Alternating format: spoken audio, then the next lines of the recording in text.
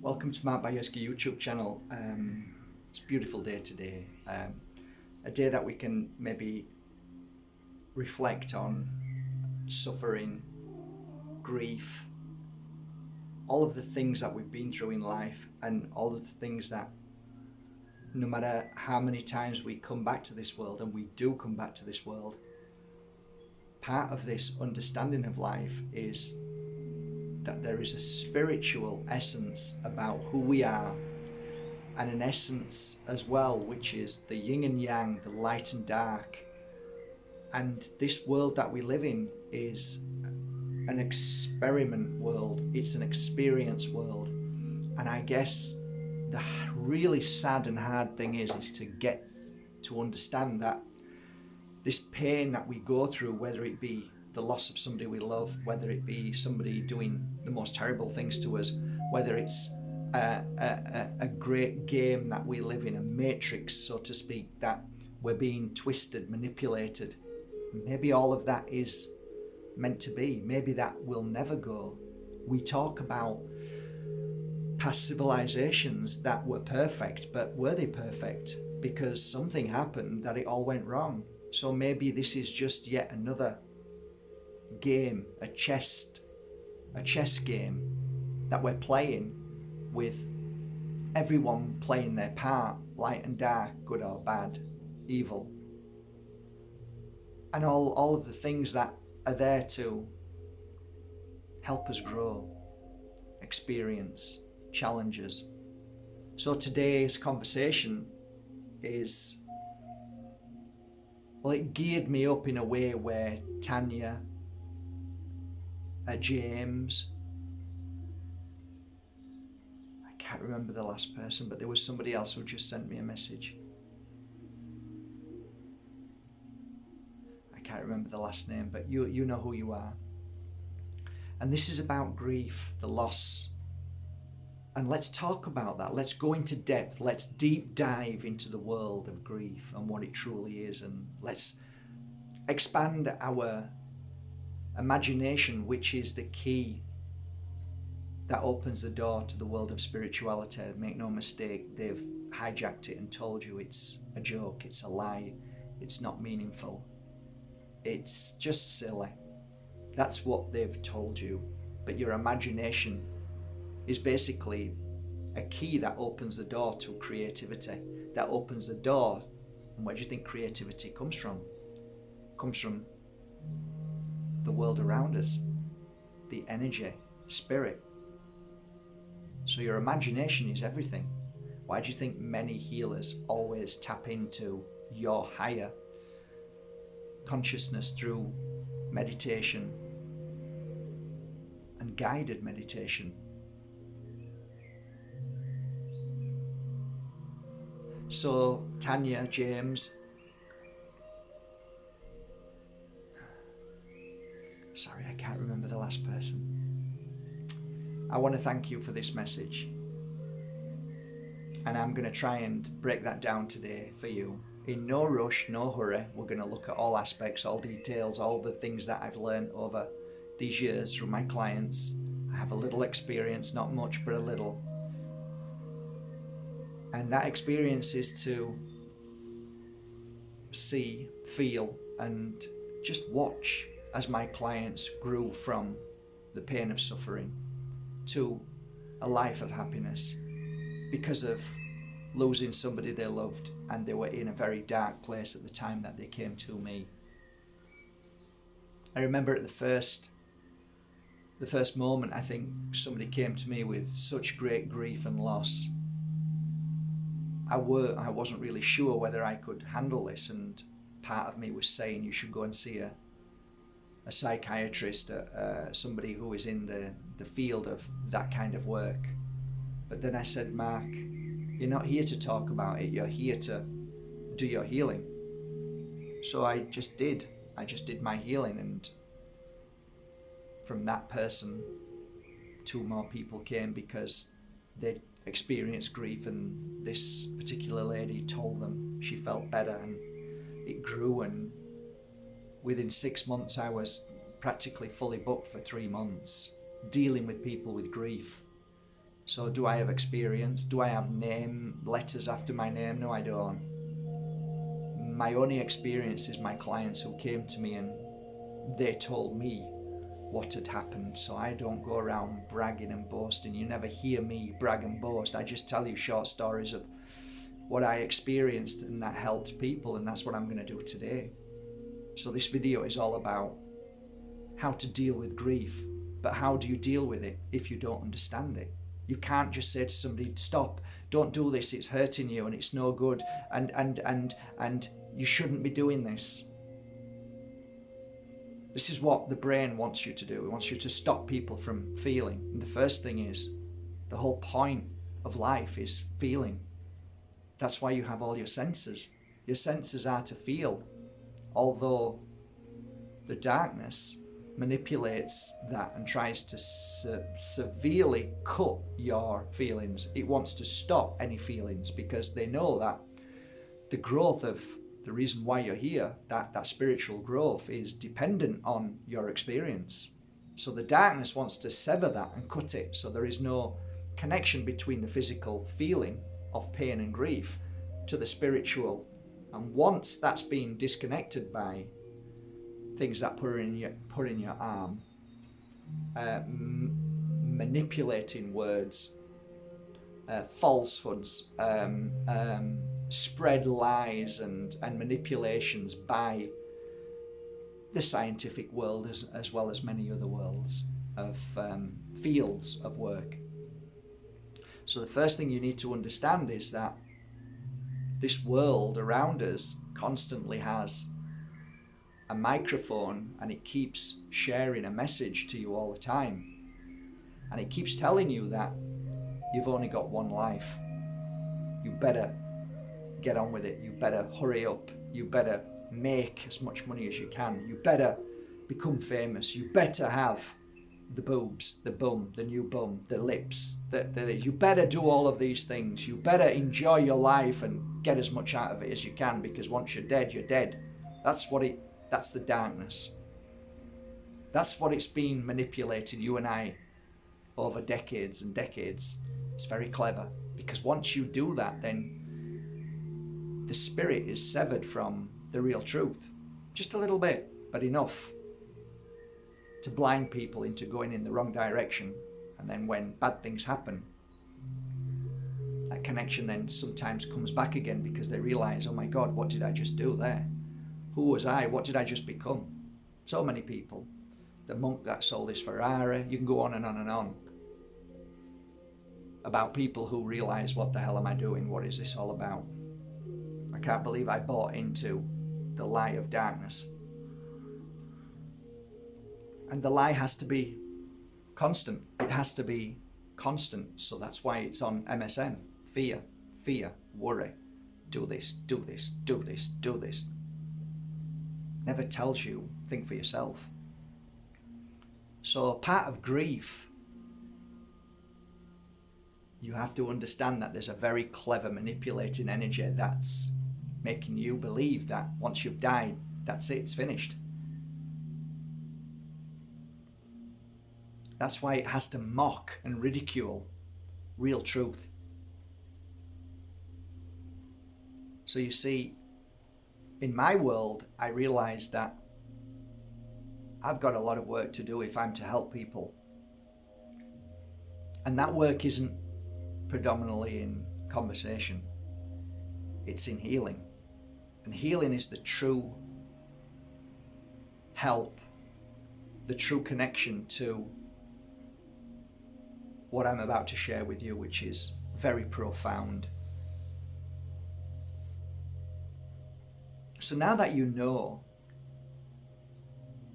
the reason why you feel grief is because you've been programmed to believe, and that's why you're living in grief. You're living in grief because you believe that when we lose somebody, that this is our home. You believe that they've left this home and this was the important place, when in actual fact, this is not home at all. In fact, if you look around now, you'll quite clearly see it's the furthest place from any home that you could possibly imagine. In fact, it's more closer to the word hell.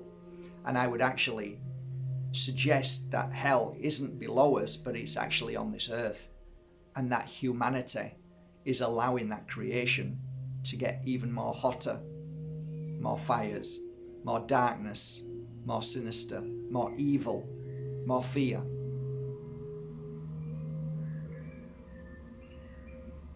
So first things first, I smile when I see people leaving this world because I think, lucky you. Can you imagine? And the darkness doesn't like that. And I'm yet to wait for somebody to target me by saying that he encourages people to kill themselves. That's what the darkness does. It's very clever.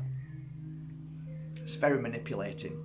And it fools most people. Oh yeah, fools most people. And over history, you've seen that with people who talk about the love of spirit and actually looking forward to leaving this world and celebrating when we move from this physical and very ill body because we don't look after it, because the darkness poisons us every day, because we are manipulated and programmed to believe that we're eating food when we're not. And that's why we get down and sad, and that's another reason why we feel grief, because we're not balanced. So not only does the darkness manipulate us by lying to us and telling us that this is the only world we exist in and we're going to die and turn to dust, but it also tells us to eat non-foods that kills the spirit and kills the connection to our spirit, makes us sad, and then they label it as depression and all the things that, again, are all lies. So now that you know that we've been targeted with our food, which is non-foods now, it's all been GMO'd, it's all been Frankenstein seeds, so they're not real food.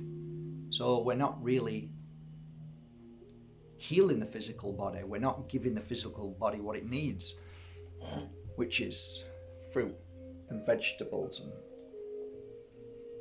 and beautiful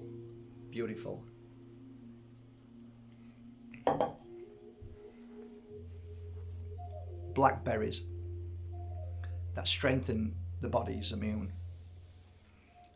When the body's immune strong, we start to feel better. We eat grapes, again, strengthens us. Not seedless grapes, because they're Monsanto'd, Bayer, killed, they're not real. They're GMO'd, they're being manipulated in a dish of science. And again, science is yet another killer of real health and truth and organic you and natural. So it makes sense that if you're not eating what Mother Earth gave you on the ground and on the trees, and you're eating plastic, you're eating non-foods, you're eating food colorings from scientists that created them in a dish out of nothing natural, then your body's screaming because it doesn't know what it's digesting. There's nothing that you've intaken that is feeding the body to become strong and happy and healthy, and thus clear pain and suffering. Because when you're in physical illness, then any other emotional trauma is going to last 50 times longer. So the first thing that you need to do is shake yourself up and start to eat correctly and look after your body temple. So number one step to clearing grief is take hold of your life now and step out of the supermarkets and find organic farms that are free from GMOs and Monsanto seeds. Look for organic and start to feed your beautiful body with medicine. That is our fruit and vegetables, our herbs. Our herbs. Thank you, beautiful soul who sent them. Love you. I'm drinking it every day. Herbs, roots, That is the first thing that you need to do to clear grief. Half of you are already gone now because this is boring and you didn't get your fix within 30 seconds, but it's okay, because if you're still watching, it means you're ready. I feel your heart, by the way. I feel your pain. I'm connecting with you. I'm sending you healing right now because I'm feeling it here. It's hurting, which means I'm sending my healing to you, and I'm connecting to you. So I feel your pain. But let me tell you that there is a process of life, and that is the experience. Nobody said that you were here to experience pain in the sense that I'm justifying your pain, and that you didn't come here to experience the loss of a son or a daughter or a pet or whoever you've felt that connection with, that soul connection, that love that you can't even explain, and that you can't hug them again. And thus you've been told this. What if I told you that who you think you are is not who you are at all? That the body that you have, and the legs, the feet, your toes, your tongue, your eyes, your liver, your kidneys, your thoughts in your head that are just regurgitated information like a computer, is not you. The real you is inside, and what you're feeling.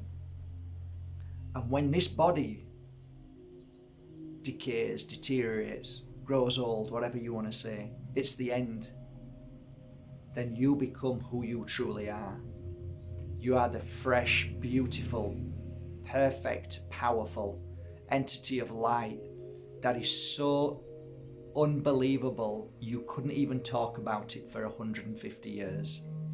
It's that powerful, it's that majestic, it's that divine that you could never put into words what it truly is. What if I was to tell you that this physical body that you're in limits you, is actually the block, is actually everything that is causing you great happiness and joy, and knowing everything there is to why you're here and what your purpose is, and the most important thing, that at any single given moment you have your family in spirit right next to you. In fact, I would argue with you that you have your beautiful son or your daughter or your pet right by your side now. They're right there. And I would argue that every time you had a thought of your son, daughter, mum, sister, brother, from nowhere, that they're right there and you felt them. Why is it that you just felt them now? What did you think about? Were you thinking about something? Did something just trigger it, or did it just come from nowhere? At those moments, I know as a healer that they're right there and you felt the connection. Doesn't mean they weren't there before. It's just that something happened within you. There's that shift in a moment. It's a divine moment that everything realigns and you're okay at that moment. And then you felt their connection. You felt them. And then you went back into pain and suffering again. Instead of rejoicing that and saying, instead of suffering, let's just change that and let's see if I can extend that feeling of, did I just feel my son? And instead of working on that, you actually work on the suffering and think, oh shit, they're not here. What a lovely feeling I just had, and now I'm going to kill that feeling by believing that I'll never feel that again. But you just felt it then. You just felt their love just then. Why have you just killed it? Why have you just stopped that and stopped yourself from feeling them even more? I'll tell you why. Because you've been programmed by the darkness, by evil, by corporations, by your TV. They'll never tell you the true meaning of life and the real connection of spirit being by our sides. If you want to truly know this, then find a healer. They're everywhere. There's millions of them. There's shamans, there's Native Americans, there's human beings who don't claim to be anything. Just human beings who say, Oh yeah, they're right there. I have travelled the world, and I have met some of the most interesting people. And one of the most interesting people I met was a man who carved. He was a carver, and it was in Ireland, and I'd just finished 2 weeks of spiritual readings and healings, and somebody said, I want you to meet this guy. Trevor, he was called, who took me to meet this guy. So he drove me to meet this very fascinating guy. And we sat together, and he was an old chap, and I was absolutely blown away. I was actually so blown away that I was so thankful Trevor took me to meet him. I thought, Trevor, you're a wise man, and I'm so glad to have met this man. Is he in this world now? I don't know, but let me tell you something. Not what he said to me, it's what he did. So all what he said was amazing, but what he did without even knowing was what really blew me away. He says, we're just going to go outside now. I want to take you to my shed. He said, I want to show you something. And I said, that's really kind. So I got up and he got up. And he went upstairs and he came back down. And as we were walking out the door, he turned and he says, really? Okay. And he said, sorry guys, I'm just going to be 2 seconds. And he shot back up and came back again. And I was very sharp because I knew what was going on, and I just want to confirm. I said, what did you just do then? He says, talking to my wife. I said, what, through that photo? He says, of course. I said, she's always there. She's always there. And I said, why did you go back upstairs? He said, because she said she didn't like what I had on. I had tears in my eyes.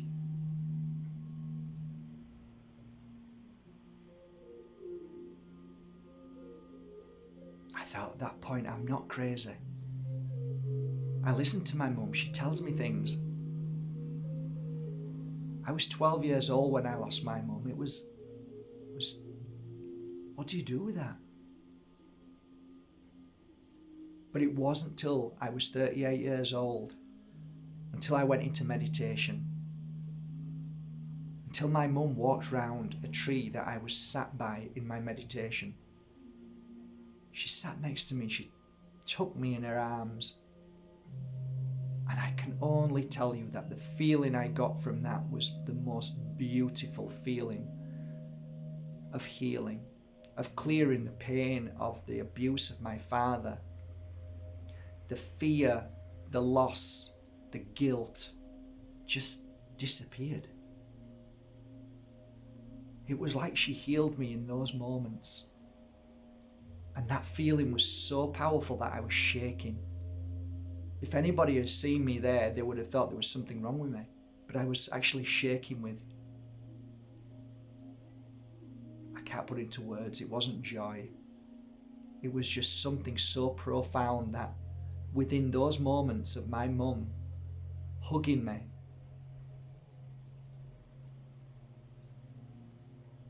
that so much pain, sorrow,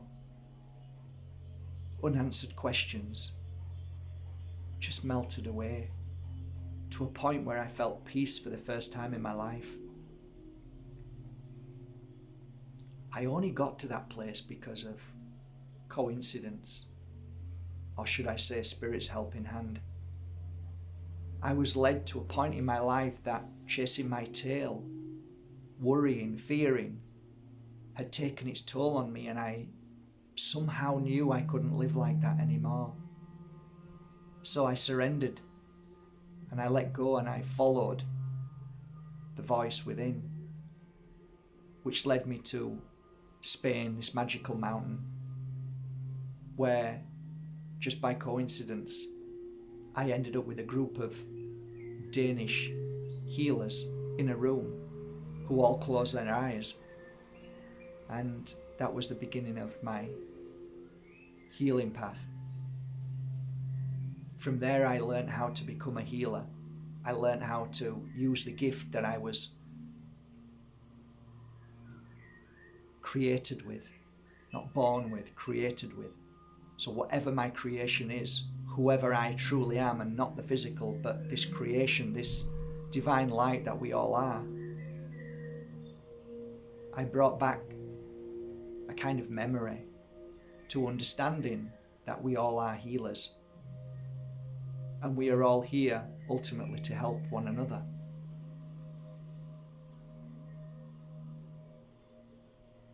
Don't all start calling me now, because I've done my time. And I'm helping in this way. I get hundreds of messages a day saying help me, and I said this is the way I help. This is it now. I don't do one-to-ones. This is my help. If you want to feel a bit of healing, come online when I do one-to-ones online. That's my help. So what did I learn through the experience of being a healer and watching people come to me who had just lost their children? I learned that there was a process that we all go through, and the Buddha got it right. There was no more powerful words in that moment of grief and understanding that field of work, because it is an energy, it is a field of work. And those words were, pain is inevitable, but suffering is optional. So when you walk on the street and you see a cat run over, how long do you suffer for? Well, that's quite easy. If you're an empath, you'll feel that pain and you'll try and help that cat into the light, and you'll feel its pain. You'll want to feel its pain. You'll want to feel what it went through, because that's what the spirit does. It wants to feel other people's experiences. When you're cut from that, when you're severely cut from that because of not eating correctly and listening to fear from the MSM, then you won't have that connection. That's what the MSM and the darkness and evil does. It wants to disconnect you. So you won't feel anything, and you'll just think, oh, poor thing, and you continue driving. Now, let's just say that that was your cat. And let's say you had that cat for a week. How do you feel now when you see the cat? You feel heartbroken, because you had a connection with that cat. You had a bond with it. So it was a personal thing now. So now your grief is going to be much more. If you see your child on the street just being knocked over and now moved into the light, how much is that grief yours to anybody else who's just witnessed that child being run over? Your grief is going to be manifested by 1,000,000 times than anybody else, but an empath will feel that pain and feel your pain and understand it, but then an hour later they'll have forgot about it and maybe just recall it every now and again. But you have to live with that pain, because that is your experience. That is your experience of life, of having to love a child and then, God forbid, have anybody having to go before their child, is to me the ultimate and most powerful experience or sacrifice, whatever you want to call it. I call it experience of anybody's life, and I wouldn't wish that upon anybody. But then I do understand that these experiences are so, they are part of this journey and have to be respected, not hated, because then we go into the path of evil, of darkness, because then we go in the path of blame. Why my child? Blame. Now we begin to hate, resent, which we can't do. I often say to people, I know your beautiful son, daughter, child, best friend, partner's gone now. Just ask yourself this question. For the years that you've had with them and the pain that you're suffering now, if you were to go through this again and know what would happen after those years and they would have to go, would you choose not to have that experience? Or would you still go through that love and enjoy every moment of it, and now cherish those 19 years that you had together and remember all of the good times for the rest of your life? Or are you going to spend the rest of your life regretting and wishing that they were here. Now ask yourself, which would be the most healing? But what if I can offer you something even more beautiful? What if I can offer you right now the choice between them two? There's a third choice. What about if I said to you that there is a possibility, if you're willing, that you can connect with your son? Or whoever's moved into the light? What if I'm to tell you that when I was 38 years old, I worked very hard to learn how to sit down and meditate and ask for my mum to come forward, and I had to go into my imagination, which is the key to the world of spirit. And finally one day my mum came round, just like your son or your pet or your soulmate will come round and hold you and then begin a conversation. And all I can tell you right now as a final message is this. I was 38 years old and I'm now 53. I have spent all of those years every day, and she's behind me there, with a beautiful other lady that I know too from spirit and past life. And I know that my mum is always there at a moment's thought.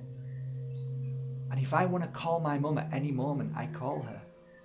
Whether it's out loud like the Irishman did when he speaks to the photo, doesn't matter which way we do it.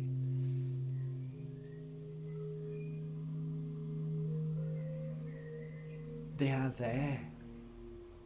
And when you are in pain and grief, they feel that pain and grief. Imagine if you were in the spirit world and you left and your son was in this world, or your partner, and they were in pain and grief because you'd left. Is that what you want to see every day? Is that what you want to witness? Wouldn't you want to help them? Wouldn't you want to try and connect and say, I'm here, just call me. And they know that there's no way you can, because you're living in grief, which is the lowest, densest and most painful energy, that there is no connection to the spirit world. You can't connect when you're on a low, dense energy. It's impossible. And grief is one of the lowest, densest energies there is. So there's no attunement. There's no high vibration. There's no sensitivity in you, only pain and suffering like physical illness. What do you do when you're ill? You can't do anything. You just have to lie there until you feel better. And I want to leave you on this note as well. When you're in grief, grief is an energy that eats away at the heart. I have seen more people die of physical heart attacks because of grief. Is that what you want? Maybe you do. Maybe you want to go home. But you know what? What if, just what if, you came into this world for this one moment to overcome this grief, to reconnect with your family in spirit? Thus, once you've got that connection like I have with my mum, you're not going to have to come back again and go through that, because you broke the mold. You conquered that what you may have not conquered many times before. And maybe you're watching this right up to this moment where everybody else has gone, because you truly feel truth, and you know deep in your heart that this is the path, the way. It's not a simple way. If it was that simple, everybody would be connected. You have to work at it. You have to get up in the morning and eat well. Tell yourself that you're beautiful and powerful. Look for the gifts within you. Don't copy other people. Be your gift. Know that you are more powerful than anybody in this world, no matter who they are and how famous they are. You are equal to your gifts, and your gifts are very unusual and different from anybody else's. So don't push them aside. Don't reject them because they're not as powerful as them because they're famous or they're popular. No. Again, that's all darkness tricking you from believing that you're not good enough and you need to be somebody else. No, you don't. You are perfect and you are powerful, and you can connect to your son. You can connect to your family. You can connect to your loved ones in spirit. And once you have that connection, you'll come back to me and say, Mark, I swear to God, I can't believe you were right. And I'm saying I'm not right. It's just, this is the divine reason, or at least one of them, why we're here. To reconnect to our home world. And then to go on your life and always know that actually, if my mum was of this world, even till this day, I wouldn't have seen her as much as I see her now every day. I wouldn't have had the teachings of my mum like she teaches me every day how to heal and help people along this journey and to be a better version of my dad. How she connects with me and talks to me through what you would believe is, it's just your imagination. Yeah, that's what you've been told. Stop you right there. I don't speak brainwashed. I speak truth. I speak beyond the lies and the darkness of what the mainstream media keep programming you to believe, that you're nothing and you're nobody, and listen to them and eat what we tell you to eat, do what we tell you to do. No. I am beyond that, and so are you. So today, take a organic green leaf out of my book. Today is the first day of the rest of your life. Begin the journey of your beautiful spiritual path to the connection of your heart, your intuition, and your imagination. Let the journey begin. Let the connection begin. You can do this. And they're right next to you now, waiting. Close your eyes and connect. And don't be surprised when you have a beautiful conversation with them. They love you, and I love you too.